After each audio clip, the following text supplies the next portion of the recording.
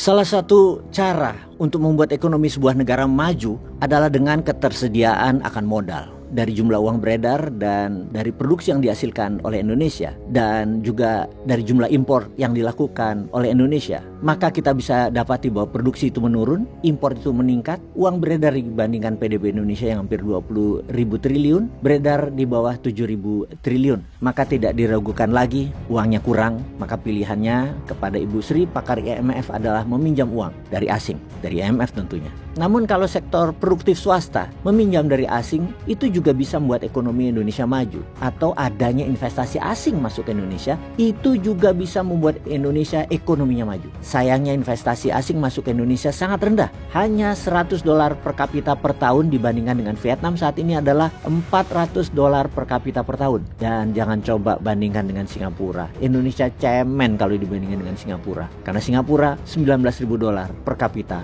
per tahun. Mengapa Indonesia investasi asing tumbuh hanya $100 per kapita per tahun? Apakah karena SDM Indonesia berketerampilan rendah? Atau mentalitas SDM Indonesia rendah? Enggak juga. Apakah karena perizinan? Yes, izin di Indonesia itu ribetnya bukan main. Lalu ketersediaan lahan juga sulit. Dimana kalau negara lain itu disediakan lahan, semuanya disiapkan oleh pemerintah. Di Indonesia tidak tersedia lahan khusus pabrik yang murah, listrik tersedia, infrastruktur dekat pelabuhan, dekat sumber bahan baku, dan aman. Hal ini sudah mulai menimbulkan masalah. Baru bicara izin ya. Namun ada yang lebih parah dari itu. Kalau sekedar infrastruktur tidak menunjang, swasta bisa bangun. Kalau ada unsur itu, maka sekali lagi swasta internasional bisa bangun. Namun sekarang jangankan investasi internasional, pengusaha lokal aja gerah berinvestasi di sekarang ini. Mending pindah ke Vietnam atau ke Tiongkok sekalian. Karena apa? Karena adanya ormas, organisasi massa. Data dalam 10 tahun terakhir, bukan hanya perusahaan yang keluar dari Indonesia, tapi banyak ribuan perusahaan yang gagal tidak jadi masuk ke Indonesia, yang kalau dijumlahkan nilainya ratusan triliun rupiah. Modusnya mengganggu investasi itu apa? Dengan pemblokiran jalan di kawasan industri, dengan meminta dilibatkan dalam proyek para ormas ini, memaksa tenaga kerja pabrik harus melalui mereka, minta uang THR, uang keamanan, uang sampah, uang limbah, mengendalikan buruh untuk mogok, bahkan berani menyegel pabrik. Bayangkan, kalau perusahaan itu masuk setengah aja dari jumlah yang ratusan triliun jadi puluhan triliun aja,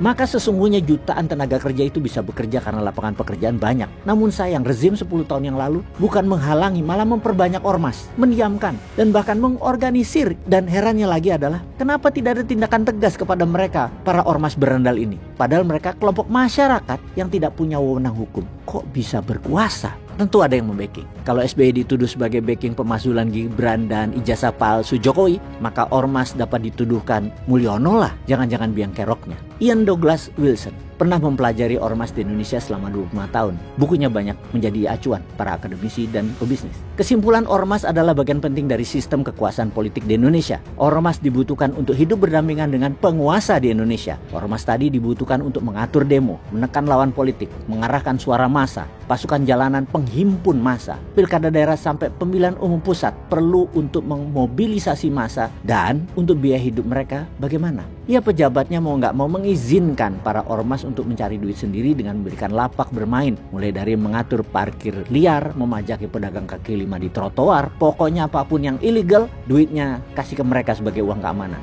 Ekonomi shadow begini merugikan keuangan negara hingga ratusan triliun juga per tahunnya. Uang jatah preman itu sebagai biaya overhead untuk mengelola, ada yang ormas beranggota 100.000, ada juga yang 500.000 anggotanya, bahkan ada yang jutaan anggotanya. Namun pemimpin di atas, para petinggi ormas biasanya yang dapat duit gelondongan. 1 miliar dari pengusaha anu, 1 miliar dari politikus anu. Makanya yang jadi pemimpin tajir-tajir, anak buahnya ya makan uang parkir, paling habis buat mabok, minum ciu, ngopi, rokok. 10 tahun kemudian sakit-sakitan, gak lama mereka mati. Ya udah.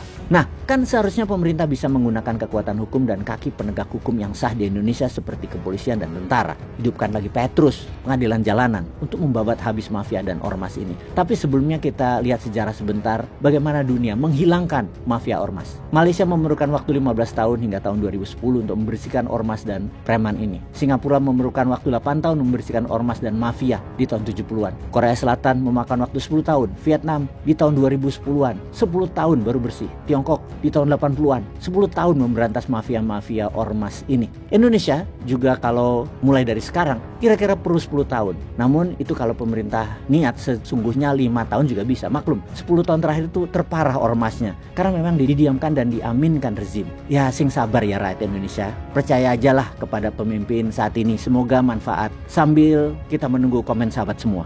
Peace.